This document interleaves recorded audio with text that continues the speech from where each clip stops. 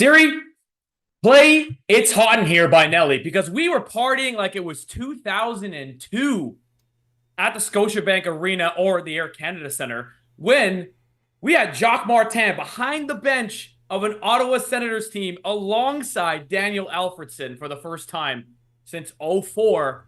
Except this time, the Leafs took a big fat L. Welcome to Game Over Toronto, Ottawa collaboration, the Battle of the 401 or the Highway 7 with our good friend here, Charlie Arsenault. How are you today? How are you feeling about that victory I'm against I'm the big bad Leafs? I'm feeling pretty good about it. I'm feeling better than I cards on the table. Not to you know be too negative after a win, but I'm feeling better than I expected to. Um, I mean, with the way the last Sens Leafs game went, the Leafs won when the Sens should have. You know what I mean? Yeah. Joseph Woll won that game for the Leafs. Didn't even play the whole game for the Leafs and still won them that game. That's how good he was Yeah. before he got injured in that one somehow. By the way, I don't Totally. know if you noticed, but there was like this weird run where the Sens just kept like injuring goalies by not touching them. Because it was a Oh, weird way he made that save. Same thing with Jake Ottinger. Made a funny save the next game. Like the Sens are just taking out these goalies and still losing all the time. So I don't know what the deal is there, but yeah, good game for Sens fans. That's for sure. yeah. And it was quite the way. Like the Leafs they're like everyone else. Like when they come back from work for the holidays, they're always just they wake up and it's like, oh, they have a case of the Mondays. I don't even know. Is it Wednesday today? And that's kind of what we saw today. I mean, from a good first period, I thought we were going to talk about like Macklin, Celebrini, like on the Ottawa Senators. I thought that's what we were going to talk about, but that's how we started. We started the Leafs. It was a fast and furious game in the beginning, and pretty early on there was two quick goals. One on Matthew Nyes, and right like literally a breath later, Bertuzzi taps it in, and that was all she wrote for the Leafs. That was all the goals in like 2 seconds. Yeah. I I'm happy. I'm doing the show tonight because otherwise there's a really real chance I would have just stopped watching after that first period. That's just where I'm at with the Sens this season. Yeah. Like, and it's because the Sens are also a notoriously awful second period team. Yeah. Which weirdly enough has actually changed since Jacques took over. Um, they've become a bad first period team instead, which is fine. Like it Which balances you out. prefer? Yeah, like that's like from the Leafs side, that was pretty much all the positives that we could glean from this, except Martin Jones. We had our guy Martin Jones. He did not get injured in a non-contact way, thank God, because that would be the end of the Leafs season if Yeah, he did. If the Ottawa Senators goalie killing streak kept, then you would have killed the Leafs season there. yeah, yeah. Yeah. Oh, I'm sorry. I just need to take a second to address Delta Go in the chat. Charlie hit the button. Delta, dude, I can't hit the send button. It's game over Toronto. I'm sorry. I Oh, can't do it. is there there's a button here? Is I there a don't blame you. panic button? I don't blame you for not knowing because I only hit it after Sens wins. There haven't been too many to watch. I see. But yeah, on Game Over Ottawa, there's a sensed button that Oh. Mod and I will hit following wins. See, I've hit the panic button many times as a Leafs in Leaf streams. A lot of times. I should get a real button that makes a noise that just makes like a like as a panic button. I'm not There you hitting it go. tonight, but I've hit it many a time in my time as a Game Over Toronto host. And yeah, like you said, second periods for Ottawa used to be bad. Now they're good. I always find at least after a good period, they come back and they don't really come back. They go out for drinks like after. It's like, okay, great period. Time to go home. 20 minutes. That's it. They come back. Not really much doing there. I mean, Jonas Corposalo, the goalie of our nightmares from the bubble, making huge saves left, right, center on Bertuzzi. A lot of solid goaltending on both sides, I thought. And then it started. The weirdness was a shorthanded goal. Nylander, not great coming back. Too slow for Kelly back of the net. And that's how it started. And I'm like, ooh, this is not a good start. I felt the ominous Leafs darkness coming above. Yeah, it sounds like we both were just not having a good time because you're like, oh boy, here it goes, and I was going, oh boy, here are the Sens, giving me a little bit of hope just to take it away at the last second. So we I think the second it was 2-1, we were both like, oh, it's over. Like it Damn just it. we're both teams are gonna lose. Yeah, honestly, that's a sad state of affairs. I honestly like for the Ottawa Senators fans, like for me, when it comes to other teams, I thought Ottawa was going to be really good this season. I thought they were going to be the New Jersey of this season, and now New Jersey is like terrible this season. So what I was trying to say is I thought they were going to be really good, and I was hopeful for a Battle of Ontario redo because they got Yeah. really close in 2017, but it just did not get there. And here we are, and I thought the Sens were going to be really. I wanted them to be good. So like I'm not a hater. You could say that. So No, I think it's better. it's more fun. When both Ontario teams are good. It's more fun. Yeah, it's more fun. Like the Sens and the Leafs have both made the playoffs. What is that? Twice since the salary cap came in? Yeah, I guess so because like the Sens, they went on that crazy. They went on that cup Yeah, run. They 17 went and through. 13, right? So, Yeah, I guess so. Yeah, you're right. Yeah, just yeah, that's it. That's it. And you know, other than the Sens going on that run in 2017, and I well, the Sens went to the second round in 20. Oh no, my Sens brain isn't working. yeah. I'm trying to remember here. 2013 was 13 the Hamburglar run? No, 13 was no Yes, 15. I think 15 was the Hamburglar. No, I'm I don't no know. Somebody's 15. got to help us in the chat. It 15 was was a the long time ago. Hamburglar run. 13 was the lockout season. So, Okay. um, 13 was the lockout season. So, in 2013, the Sens got to the second round. In 2017, the Sens got to the third round. And probably only because the Leafs didn't get to the second round, because we all know Battle of Ontario, early 2000s, that's where the Sens go to die, is when the Yeah. Leafs also make it to the second round. That's just where it goes. Yeah. I So mean, listen, as a Sens fan, like as an extremely biased lifelong Sens fan, my worst nightmare is a rematch of the Battle of Ontario in round two. But as a hockey fan, it'd be so good. It'd yeah. be so good. Like they gave us a taste of that. I think it was the first intermission. They got Darcy Tucker and Chris Neal together. I don't know if you saw that, and it I was. did, yeah. I was like, wow. I remember it just brought back this feel. It was the first hockey series. This is the first kind of hockey I started really watching, and I still like the best was when Darcy Tucker went to go murder the entire bench. I don't know. You don't see that anymore. That would be like a 5-game suspension right now, but Yeah. just went, Yeah. I'm gonna fight the entire team.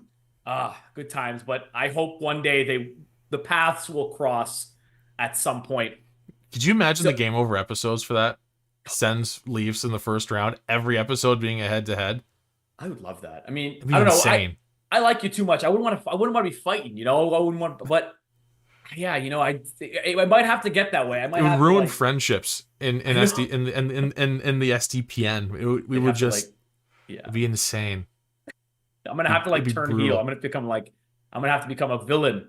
I'm gonna be on my villain energy when that happens. If you know, hopefully it happens at some point. Another catastrophic goal, almost another catastrophic. They had another giveaway in another like literally in another power play, and it was an odd man rush again. This is something the Leafs fans will know all too well. Like the turnovers, like neutral zone turnovers, have been just absolutely unreal lately. Like just on like they're on one right now. All the neutral zone turnovers and the odd man rushes, that's what kills them. And yeah, it was an odd man rush for the Senators. Another turnover, another bad goal. Drake Batherson puts it in the net, 2-2.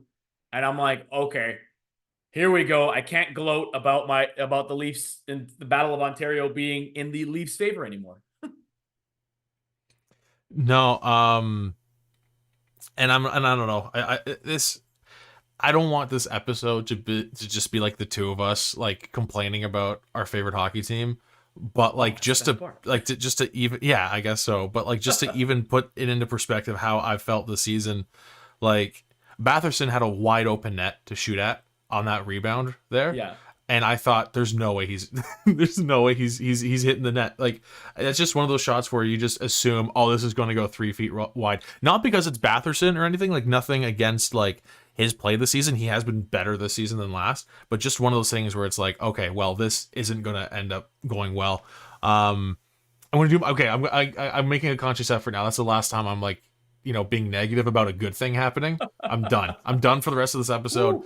It's nothing but positivity about the good things that happened. Batherson did score, did tie the game.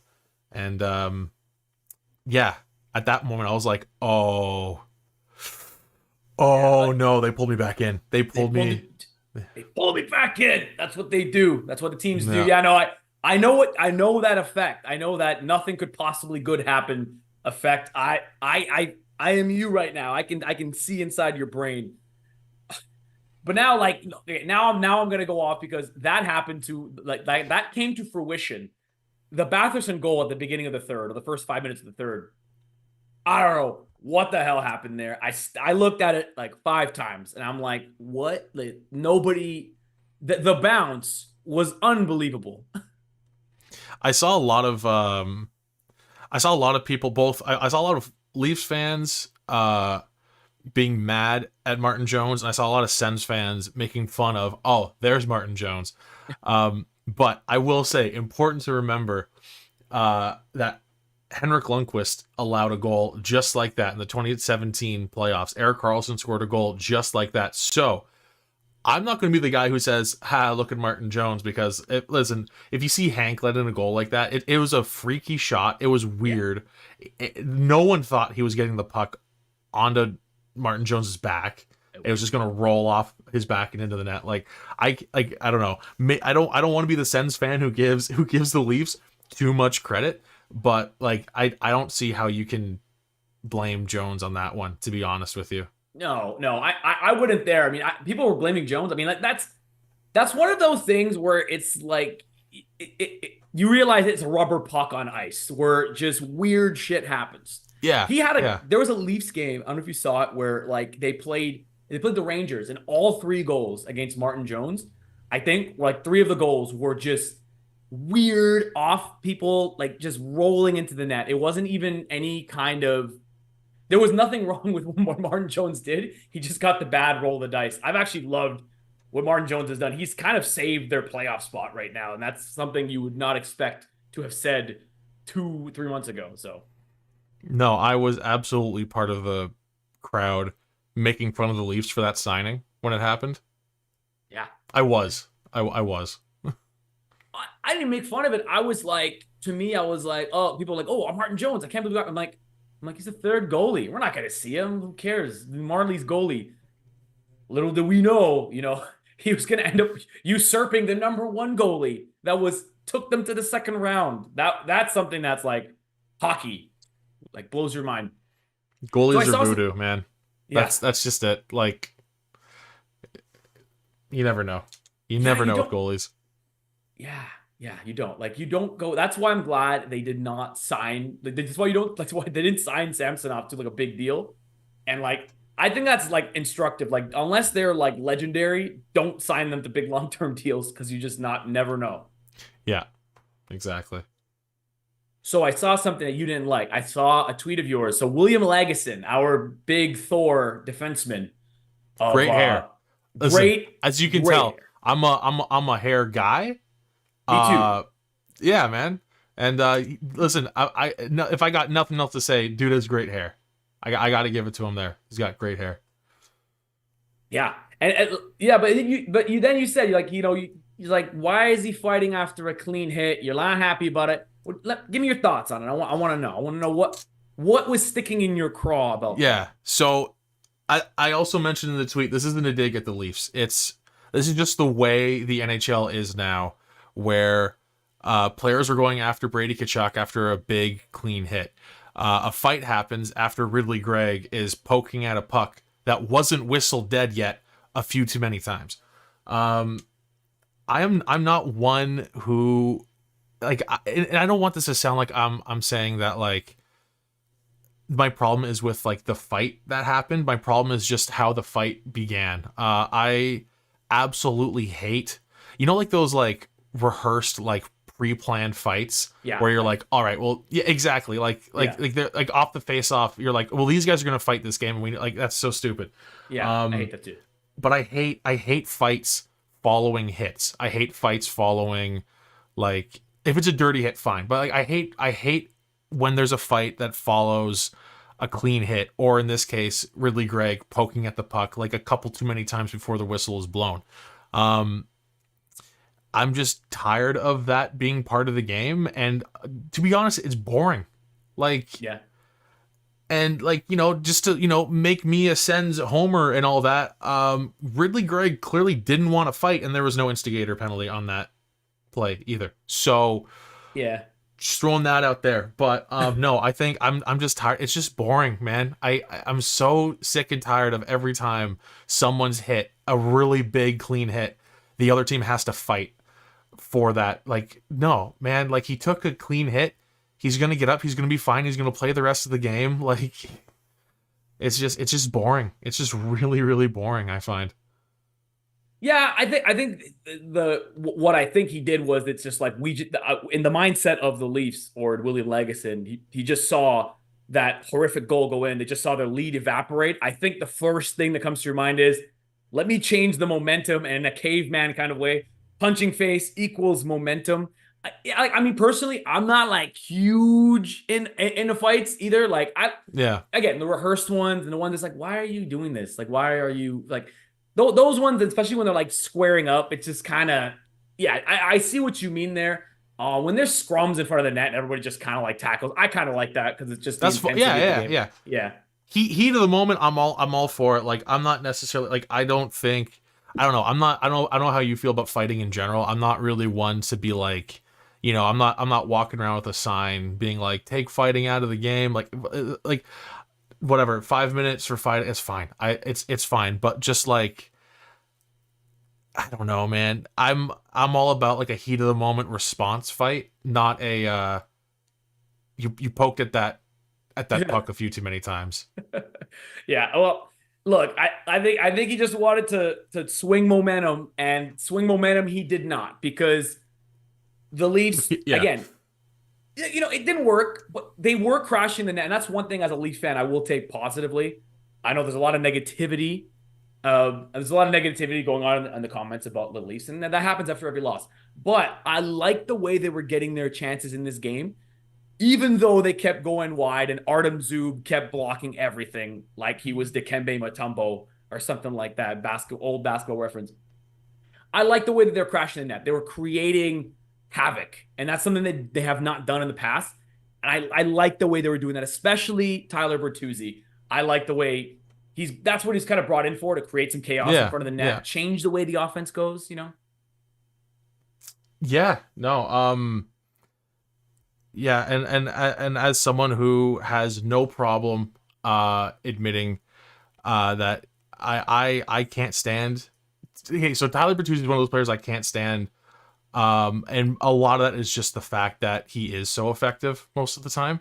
Um, he hasn't necessarily had, like, as far as I can tell, he didn't have like the fastest start with the Leafs since getting Yeah, to yeah. Toronto, but like just all those like divisional games against the Wings and the Bruins, like both fan bases for tonight have seen him a lot through his career. Um, yeah, he's really effective, especially in tight. Yeah, yeah. I mean, they created havoc, but still kind of went. And then you had Brady Tkachuk scoring the empty netter there. The captain, Yeah, the captain of the Sens, who like always kind of seemed. I mean, he's grumpy, isn't he? Like he's outwardly. You don't usually see that. Like he's I mean, 55. Like just spiritually, he's a 55-year-old. Like yeah, he's a 55-year-old stuck in traffic at all times. yeah, he's gotten his boomer energy, eh? Like he's just Yeah, completely. Yeah, he's like just he's always grumpy, but like in the most entertaining way. So I'll take that. yeah, I mean, like he's bold. Like I guess it comes from coming from like a hockey family, to where it's like he went at, like he was calling out Sens fans for getting on DJ Smith. Oh, that's a Like whole yeah. that's something I'm like, okay, I don't like calling out fans because you paid a ticket, you should be able to boo as long as you're being respectful. But if you want a coach fired, you should be able to express that. I, then again, I'm like, I applaud his guts for going at like a Canadian markets media and saying, "Hey, I don't like what the crowd was doing." I think that comes from being a part, just being having it like growing up in NHL rinks. But I kind of enjoyed that. I was like, I kind of respect him for that. Yeah, I mean, he's always at the start of his career. I mean, he's always been very outspoken. He'll talk smack to whoever. But I think it's gotten to the point where now, if he were to, I definitely, I don't think he would have like been playing it up as much if it wasn't in Toronto. And an empty net goal. Like if this was a game against like nothing against Nashville, but just like the Sens and Preds hardly ever play each other. Just geographically, like it just doesn't happen very often. Like if he pots an empty net goal in Nashville, I don't think he's going to be giving the crowd a hard time. But yeah, no, those comments about the fans chanting to fire DJ Smith have not aged very well. Yeah, I mean, it happened. I guess the fans kind of got what they wanted, and that leads me to the next point. Like, there's a lot of things intriguing about this team to me. Like there are a lot of things. The Jacques Martin, getting him as a coach, I mentioned earlier about it just looking really strange, and it felt like I was transported back to being 10 years old again. First of all, he hasn't aged a day. Like he looks pretty good. Like for then in his 70s, he looks pretty good.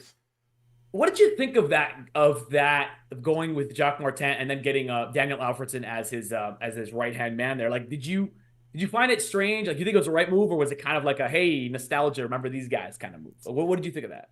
I mean, new ownership is definitely leaning into nostalgia a lot. Has been like they've really been leaning into it. Yeah, no, with Jacques Martin, I mean, I was happy when he was brought in as a consultant.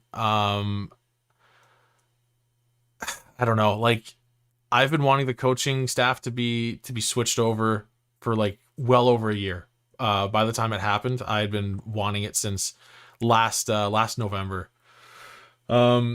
So you bring him in as a consultant, that's cool. Like it's nice to have like at least bring, like if you're not going to get rid of the guy, at least bring in a new voice. But yeah, like eventually a change had to be made, and he is just like the interim coach for now. I don't know why they would bring someone else in before the end of the season. I think you just let him, because like, let's be real, like the season's it's pretty much lost. Yeah.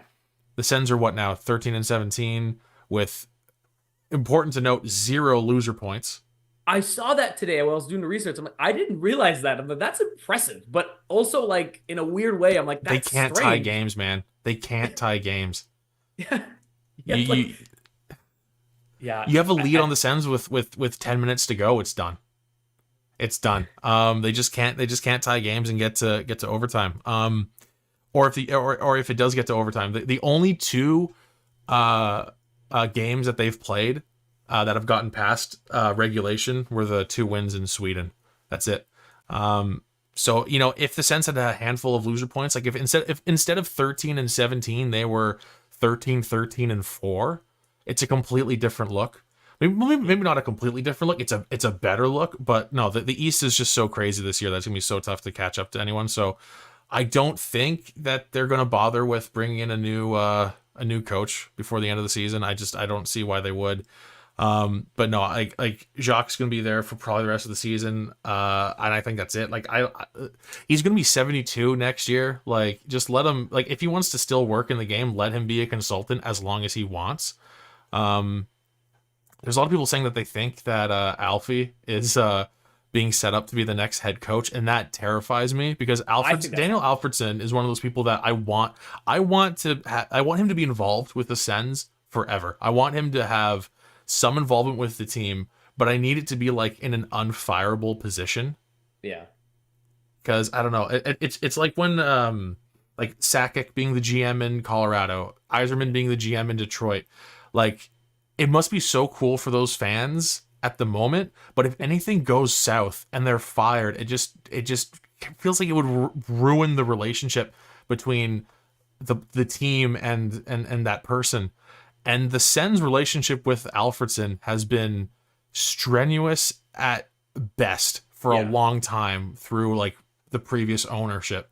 So I don't know. Now that he's finally back in the fold and seems to be involved a lot more, even before he was brought on as assistant coach, I just don't want him to be in a position where he can be fired, because I've seen him leave and come back and leave and come back and leave this team too many times as it is.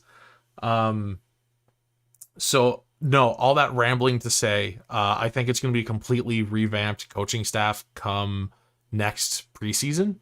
But I imagine that it's probably going to stay the same through the rest of the season.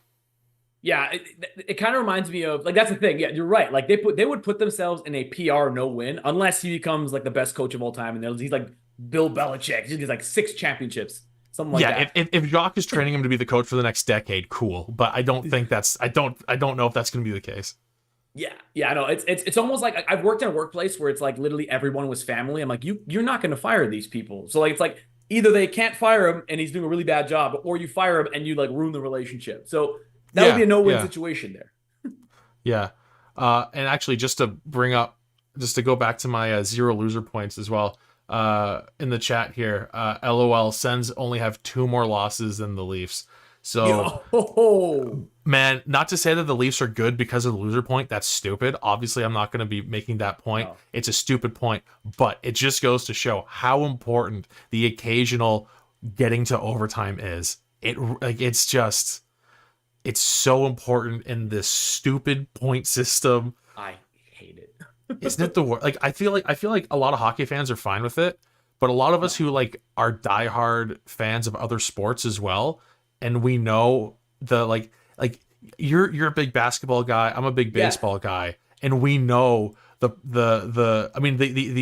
positives as well, but also like the heartbreak that comes with just a straight up win or loss. I love it. Though. It's great. It's so much better. It clarifies everything. It's like there's no participation trophy. You lost.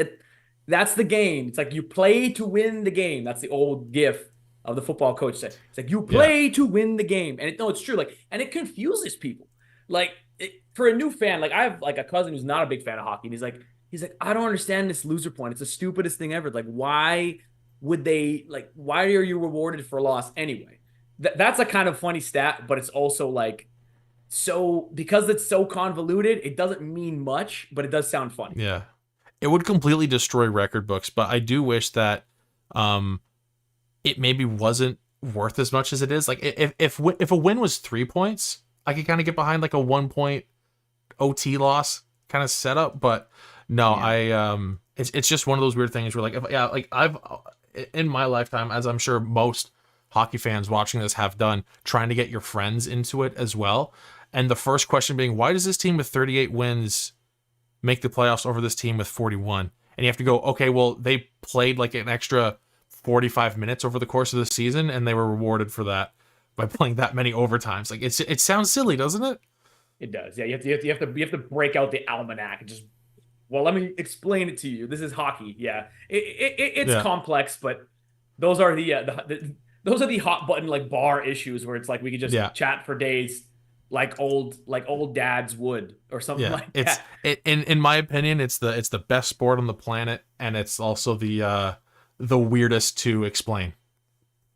Yeah, and it's the weirdest league to explain too. They overcomplicate things when they don't have to. That's just the NHL's MO. Yeah. Totally. So like I gotta ask, like, what happened? Like, what happened with like I want to get finish off with the Sens here. What happened like to you? What was the number one thing this season that has thrown it off the rails? Because like I see a team that is extremely talented, and like it has its deficiencies, but I've seen teams like I've been like when the Leafs had the renaissance in 2016, 2017, they were still a playoff team and they were good. I mean, they were terrible defensively, but they still were competitive. Like this team has so little points, and I look at them like it doesn't make sense to me. What's the number one thing to you? It's with the Sens. This season has been a lot of fans arguing over what the main problem is. Oh, it hasn't been Um, settled. I like it. no, it hasn't. I said tonight on Twitter. A lot of so basically what happens is the Sens have a goal scored against them, and everyone's split right down the middle, going, you know, see the goalies stink, and then the other half is going, see the defense didn't help at all.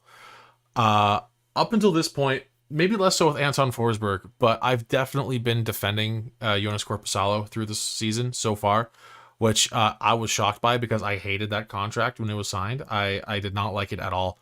But no, like up until like very recently, I've been defending Korpisalo quite a bit. But tonight, I kind of had that thought of like, well, you know what? I do think that the defense has been worse than goaltending, but that doesn't mean the goaltending has necessarily been good. Like, I think we're just wasting our time fighting over which thing that isn't working is working less. Um, but no, like I think everything about this team is broken.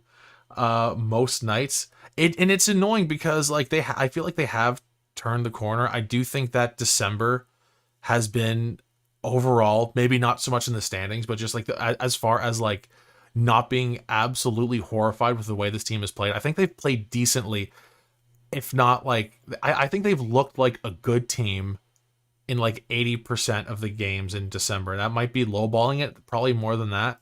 Um, but like, hold on, let me see their record in December because it's not good.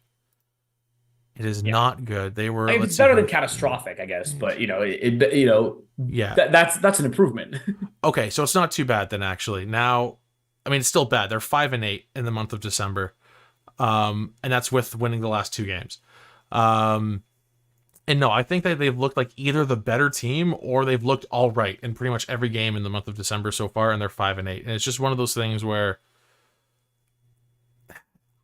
you kind of go, okay, well they lost, but like they looked good, and it's the end of December. Like it's way too far into the season to think of it that way.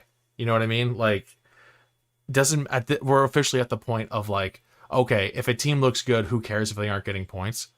Um, so to answer the question that I've completely gone off the rails trying to No, get no, it's to, good. um, everything is broken with this team. Fair. Um, and I don't think that, you know, and a lot of people are saying how the biggest thing was DJ Smith, I think, in his systems, which was like, there's no way that a team there's no way a team that on paper should be this solid is struggling so much. And so Yeah. many of these like really, really talented players look bad on a nightly basis. No, like, because defensively specifically, it was terrible. Like no one seemed to know who their guy was. No one knew who to cover. Um, and when you look that bad and you're consistently making the same mistakes every single night, that's a system. That's what you're supposed to be. That's what your coach is telling you to do.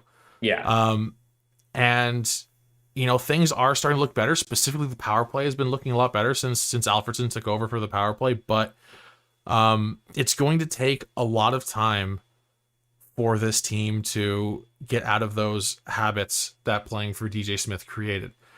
DJ Smith has been was the coach of the Sens since 2019.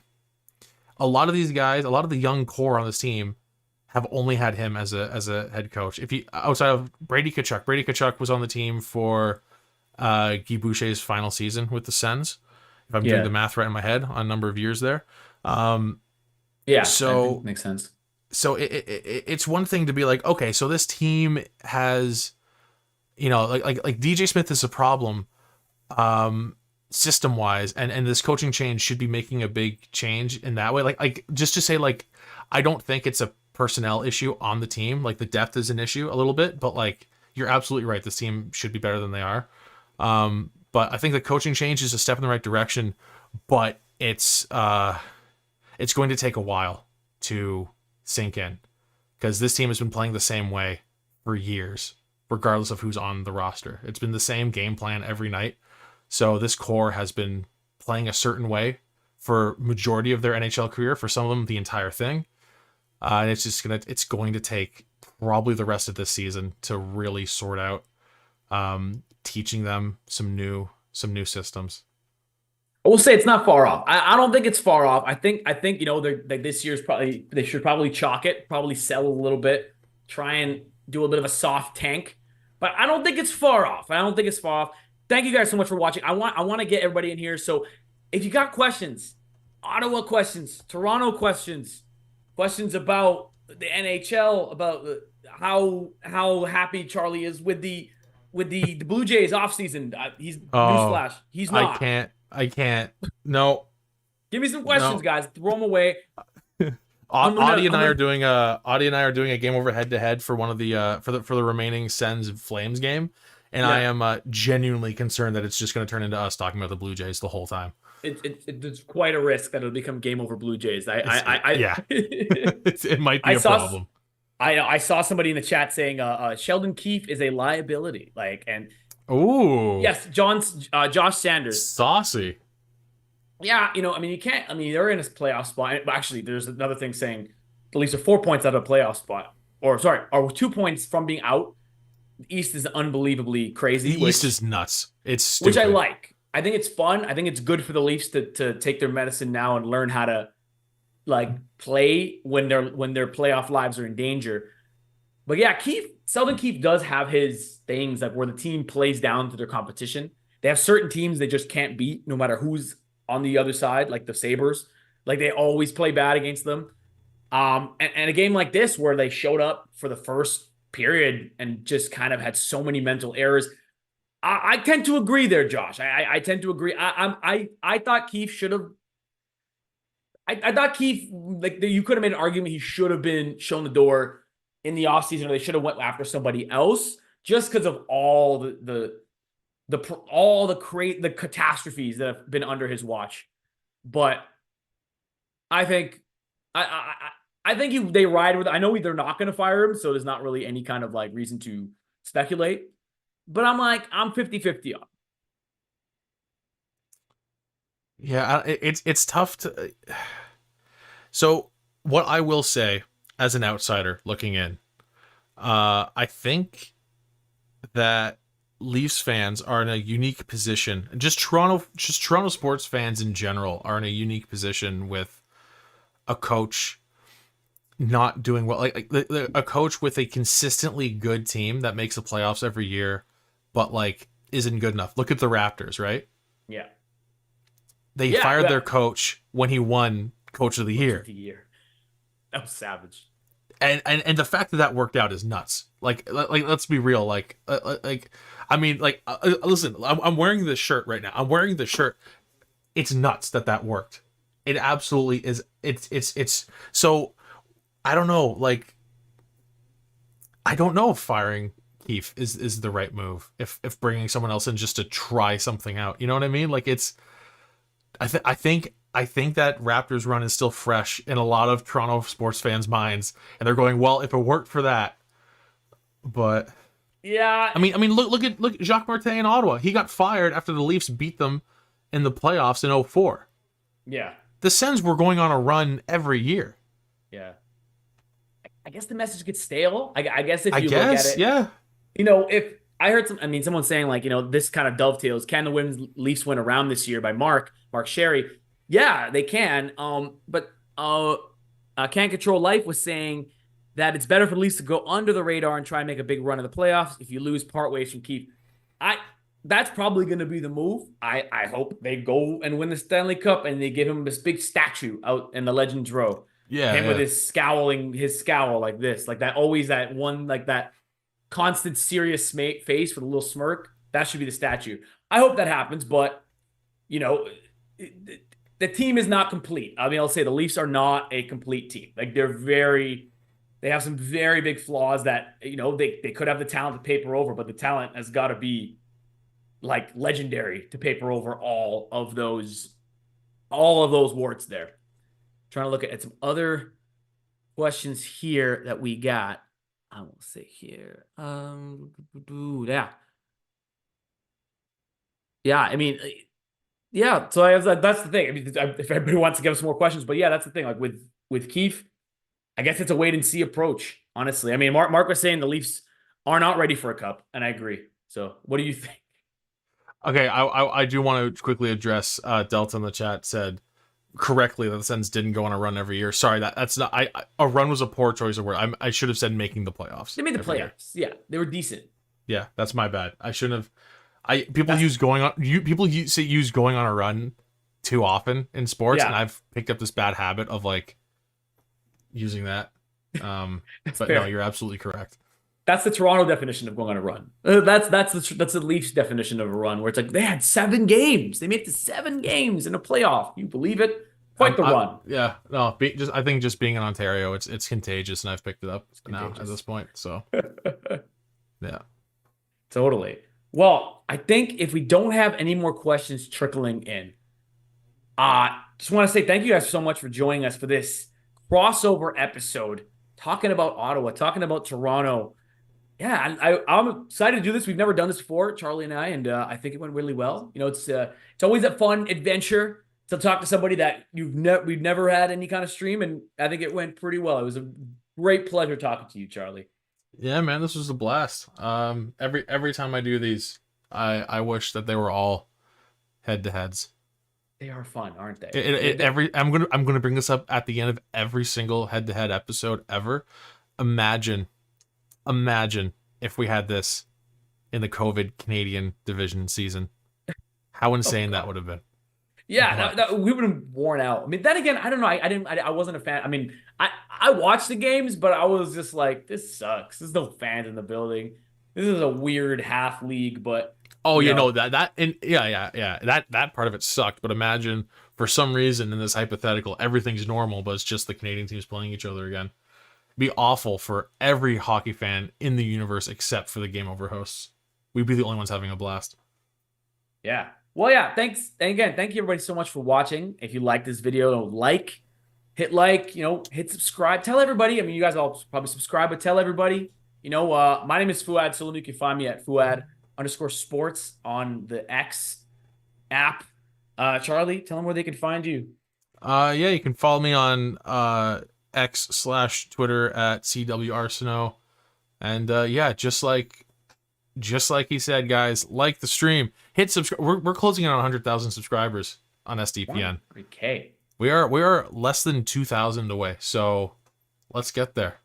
Yes, we want to have a big party and celebrate that. So thanks again for joining us. And I guess the Leafs are better. Does that mean that the Leafs are better? No, wait, sorry, the Senators are better. The Senators are better. I don't know. It's Ontario's team, baby. I guess Ontario's team. Ontario's team has the Senators have stolen the title. That's it. Is that the? I'm trying to. First game of the season. Did the Sens beat the Leafs first matchup of the season? I don't remember. Oh yeah, the first Leafs match. Yeah, they beat them. So yeah, that's it. You guys have the trophy for now on. That's the series, right? That's just 3 games this season, right? I think that's it. How it goes. Is the Sens Leafs series this season done in December? Do the Sens and the Leafs not play each other again? Am I blanking? I don't know, but that can't be right. Can't be right. I don't know. I'm going to do the last minute, just quickly scroll through because that feels so incorrect in my brain. So there's one more. There's one more in February. Okay. That's for all the month. I was getting sad. I was like, is this like already in December? Is that it? No, there's one more. There's one more. Thankfully, there's one more. So, all right. Take care, everyone. Have a good night. See you next time.